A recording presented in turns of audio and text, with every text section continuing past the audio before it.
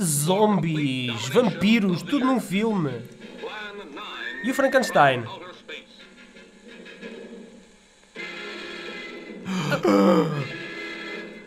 É a morticha da família Addams. Exatamente. Bela Lugosi a aparecer uma e única vez durante o filme Exatamente. todo. Os mortos-vivos. Um lutador de wrestling que também pode ser ator num Então, filme. mas espera lá. Mas os zombies não foram criados pelo George R. Romero? Não. Ed Wood Jr. inventou primeiro os E zombies. também inventou as pistolas com balas de pólvora seca, pelos vistos, não é? E extraterrestres com fatos brilhantes e que se sacodem ao vento também. Meus amigos, como já perceberam, trazemos o plano 9 do vampiro zombie. Ou seja, Plan 9 from Outer Space. Plano 9 dos vampiros zombies. Ou É dos assim que vampiros se chama. zombies. Olá, Vampiros zombies. Sejam bem-vindos a mais um podcast. Desta vez vamos falar, talvez, um dos filmes mais odiados, não é? Ou um dos clássicos dos filmes considerados... Um dos filmes que as pessoas mais gostam de odiar. De apontar o dedo. E bem como do seu autor. E quem é? É o Ed Wood. Edward D. Wood Jr. O gajo assinava, ele não tem uma carreira muito grande, mas ele, pelo menos em variedade de nomes, tem bastantes, não é? Este filme é considerado o melhor dos piores filmes de Ed Wood, ou pelo menos o mais menos icónico. mau, eu diria o menos mau, se calhar. Então, e conta-nos lá um bocadinho da história deste filme, Daniel. Olha, este filme, deixa-me só contextualizar as pessoas, é de 1959, é talvez o filme mais antigo que nós trazemos cá. Com certeza que é. É provável. Mas não será o último. É preto e branco. A Terra está a ser invadida por extraterrestres. Que falam inglês, ainda falam por cima. inglês e os ovnis vêm pendurados por fiozinhos. Exatamente. E qual é o plano deles para atacar a Terra? Não é vir cá abaixo sujar as mãos. Não. Os gajos mandam raios cá para baixo. Para ressuscitar o quê? E fazem ressuscitar os próprios mortos, que somos nós que estamos nas campas, os nossos entes queridos. O nosso saem das campas para nos atacar. Portanto, este filme... Mas porquê? Mas porquê? E não é só isso que ressuscitam os vampiros, que já estão tudo, mortos. É tudo, também já exatamente. estão mortos. Portanto, este filme mistura vampiros com extraterrestres, com zombies. É uma salganhada de todo o tamanho. É a chamada salganhada russa. E só o nome plano 9 dos vampiros zombies, não é? Sim, mas isso é a tradução cá em Portugal. Porque Sim. Plan 9 from Outer Space acho que soava bem melhor. Soava, sim. eu não sei, vampiros zombies é capaz de trazer mais umas dezenas de pessoas às salas de cinema. Exatamente. Mas porquê é que eles querem acabar connosco? Exato, não é? Porquê? Porque nós, humanos, vamos inventar uma bomba movida à energia solar que vai supostamente acabar com a galáxia. Vai Isso, mais uma vez, está-me a lembrar um outro filme também desta época. Não me digas que é a crise solar. Não. O dia em que a Terra parou. The Day the Earth Stood Still. Em que os extraterrestres decidem ponderar acabar connosco, mas são um bocadinho mais sensatos. No fundo, têm sempre uma perspectiva ecológica. Sim. E de noção de que a humanidade está a dar cabo dela própria. Tu sabes que isso foi revisitado depois também no futuro, depois deste filme, com o Star Trek 4, que agora o subtítulo já não me lembro, mas em que as baleias... vieram cá à Terra para salvar as baleias porque eram as únicas que conseguiam comunicar lá com os extraterrestres. Portanto, na cadeia alimentar, eles eram superiores a nós. O James Cameron, no Abismo, também, os extraterrestres vieram cá para matar os humanos, para dizimar os humanos. Porque nós somos porque uma merda, não é? Nós é que andávamos a dar cabo disto tudo. Exatamente. Então, eliminando os parasitas, então podia ser que houvesse uma hipótese para o resto das espécies. Se calhar vou-te convidar a falares um bocadinho sobre o realizador deste filme, que é o Ed Wood. Sim, que sim. ele próprio se tornou uma espécie de mito, uma lenda viva na história do cinema. Exatamente. Por alguém que, apesar de ser tão mau, a paixão dele por cinema e por querer fazer cinema, a vontade dele, era tão grande que ele hoje é lendário. E apesar dos filmes dele serem bastante antigos e terríveis, em alguns casos, o gajo ficou para a história. Porquê? Mas ele era uma figura muito excêntrica e estranha. E realmente movida por uma enorme paixão pelo cinema. Mas eu acho que ele acabou, ao longo do tempo, acabou por se tornar uma figura que as pessoas adoram parodiar ou, quanto mais não seja um bode expiatório representativo de tudo o que é mau. Porque eu não considero que os filmes dele sejam tão maus quanto isso. Porque eu já vi filmes... Explica melhor. Eu já vi filmes de outros autores que iremos abordar aqui num futuro bem próximo, que foram feitos mais recentemente, com bem mais recursos, e são bem piores, mais assustadores, e são bem pelo mau sentido. É quase indesculpável filmes feitos 40 ou 50 anos depois com os meios que nós temos hoje, serem piores do que os filmes que o Ed Wood fazia. Eu vou já colocar aqui esta cena, que é passada num cockpit de avião. É para vocês terem uma noção da recriação do espaço que é um cockpit, e aquilo lá atrás que nós estamos a ver é uma cortina de casa de banho. Eu acho que por trás daquela cortina era o consultório do Criswell. Sim, daqui a bocado já falas quem é o Criswell.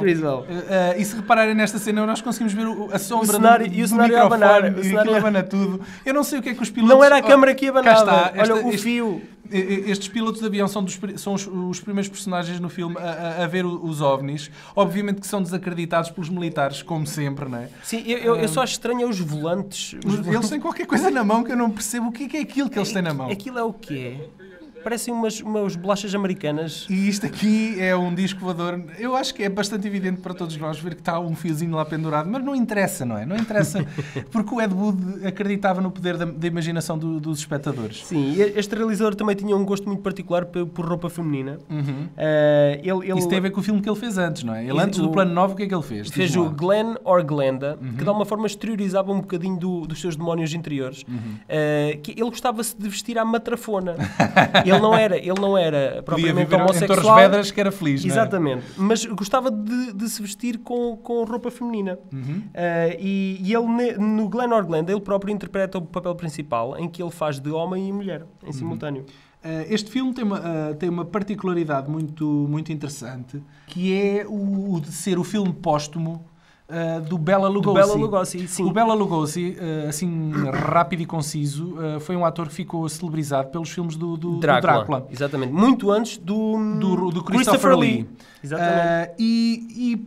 O Ed Wood, o realizador, tinha um fascínio pelo Bela Lugosi. Admirava o trabalho do homem e não se sabe bem como, acabou por ficar amigo dele. Acabou por conhecê-lo. Amigo pessoal, porque ele já foi numa fase muito nesta fase em que tardia da sua vida. O Plan 9 foi feito, o Bela Lugosi estava em baixo de carreira. Estava agarrado à morfina, ele era viciado em morfina. E sem dinheiro? Estava na penúria e acabou por fazer amizade com o Ed Wood e não deve ter sido difícil. Sim, mas o Ed Wood convencê-lo a entrar nos filmes não dele. Foi difícil porque através da promessa do estrelato de novamente voltar novamente ao estrelato, aos tempos idos. E esta cena que eu estou aqui já a colocar é uma das raríssimas neste filme onde o próprio Bela Lugosi entra, e foi uma cena que foi gravada que nem sequer era com intenções de ser para o Plan 9. Foi uma cena que o Ed Wood e o Bela Lugosi gravaram porque sim. Exatamente. Porque lhe apeteceu. Então todo o filme foi criado em torno desta cena. Exatamente. Nesta cena que agora nós vemos aqui, esta mulher vai ser atacada pelo vampiro, porque o Bela Lugosi está mais uma vez a fazer de vampiro. Mas já não é o Bela Lugosi. Já não é o Bela Lugosi. É um duplo que anda ao filme todo com a cara tapada. Que é para não reconhecerem, para o público não saber, reconhecer. Porque o Bela Lugosi entretanto morreu. E nem sequer chegou a ver a estreia do filme. Mas isso não impediu dele vender o filme à força toda como sendo um filme com o Bela Lugosi. O último filme, o derradeiro filme com o Bela Lugosi. E a fazer de Drácula. Exatamente, a fazer a personagem icónica que o imortalizou. Exatamente. E o duplo entra em mais de 90% do filme a fazer o papel originalmente. Nem sequer é parecido com ele. Nem sequer é parecido é com mais ele. magro e alto. Exato. Aqui está ele. Aqui nesta cena ele vai agora entrar no quarto e atacar a pobre da rapariga. Porta a ranger. A sombra. E cá está a testa. A testa do duplo do Bela Lugosi. Exatamente. Mas não interessa. Mas ele é um vampiro muito Frankenstein, porque... Há bocado estavas a falar do Criswell, não sei se queres explicar um bocadinho. O Criswell era um vidente nos anos 50 que se tornou muito famoso por não ter acertado em nada do que previu. E ele tinha era uma espécie de Linda Reis. Exatamente. Pomba Linda, não é? Pomba Gira. E ele faz a introdução deste filme, em que nota-se claramente, ou das duas uma, ele estava a ver em simultâneo um jogo de ping-pong ou estava a ler um texto. Nós conseguimos ver os olhos dele a mexer, a rodar a ler o texto. Mas este filme, para além do Criswell, está repleto de personagens muito estranhas, tanto no ecrã como na vida real. Por exemplo, temos a Vampira, que era uma apresentadora de um talk show nos anos 50. Que ela se apresentava também como vampira. Sim, ela assumia a personagem também na vida real. Vamos só ver aqui rapidamente esta cena que se passa no cemitério, que é talvez um dos sítios mais emblemáticos. Sim, isto foi tudo gravado em estúdio. É um estúdio a replicar um cemitério, mas o estúdio era tão bom que abana o cenário, reparem lá atrás, naquela cruz de pau, que abana cada vez que aquele ator que está lá atrás... Estava mal espetada, pá. O fumo não é nada... É nevoeiro, pá. É nevoeiro. É nevoeiro que vem de uma máquina de fumos. Ok, pode ser. Para além da Vampira, temos também o Thor Johnson. Que era um wrestler, que é este senhor aqui, não é? Exatamente, um lutador profissional de Cá está wrestling. mais uma vez um disquinho prateado a poisar. E aqui está ele. E agora o Zé Ninguém, também mais conhecido do cinema. Estou a falar de Paul Marco, que era um ator secundaríssimo, utilizado... ele apareceu na maioria dos filmes do Ed Wood. E ele, e isto acaba por dizer tudo sobre ele, ele foi o fundador do seu próprio clube de fãs. As cenas de efeitos especiais com os OVNIs, como vocês podem ver aqui nas imagens, foram feitas com pequenas miniaturas agarradas a fios de pesca. E as cenas aqui, agora muito curioso, é que por causa do low budget, do filme era feito com muito pouco orçamento. Sim. As cenas da humanidade em guerra foram os pequenos clipes de filme, foram aproveitados na sala de edição, foram clipes que não foram usados nos estúdios de edição da Warner Brothers. Ora, toma. Mas não é só os efeitos especiais e os cenários que falham neste filme. Se calhar o texto e os próprios atores também não são brilhantes. Como nesta cena que eu vou passar agora, em que um general está a avistar os OVNIs e partilha com um radialista. Ouçam. Visits? Well, that would indicate visitors. The big gun's the usual way of welcoming visitors. We haven't always fired at them. Oh? For a time we tried to contact them by radio, but no response. Then they attacked a town. A small town, I'll admit, but nevertheless a town of people. People who died. Never heard about that, sir. Well, it was covered up by the higher echelon. Reparem que lá atrás há qualquer coisa no céu. Uma mosca. Eu acho que é uma vareja desfocada. Then wonder. Flying saucers, Captain, are still a rumor. Os Razzies na altura ainda não existiam, pois já não? Estão as cenas de stock tiradas. Exatamente. Só não se percebe porque estão mais degradadas que o resto do filme, não é? Por algum motivo é que foram deixadas de parte. Outra grande questão relativamente à forma como este filme foi feito. Ele foi feito com dinheiro angariado por uma igreja batista. É verdade.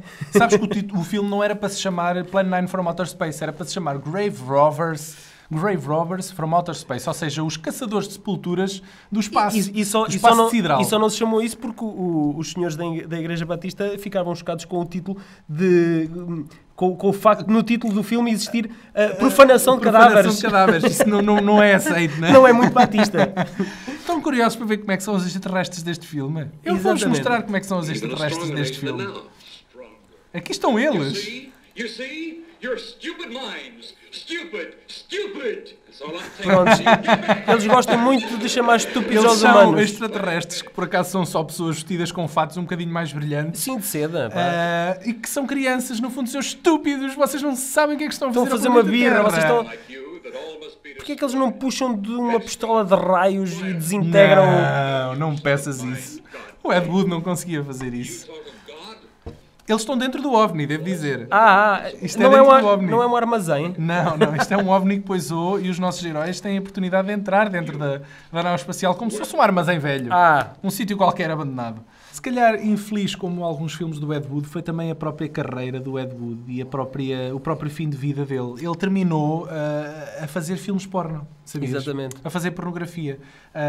E ele chegou, inclusivamente, a escrever um filme chamado Orgy of the Dead, que eu nunca vi vi só algumas cenas e mais uma vez vamos mergulhar num ambiente surreal, mas desta vez com a desculpa de ter gajas nuas. Exatamente. Eu acho que tirando o Jorge A. Romero, o autor cujos filmes tem mais dead nos títulos é precisamente do Ed Wood.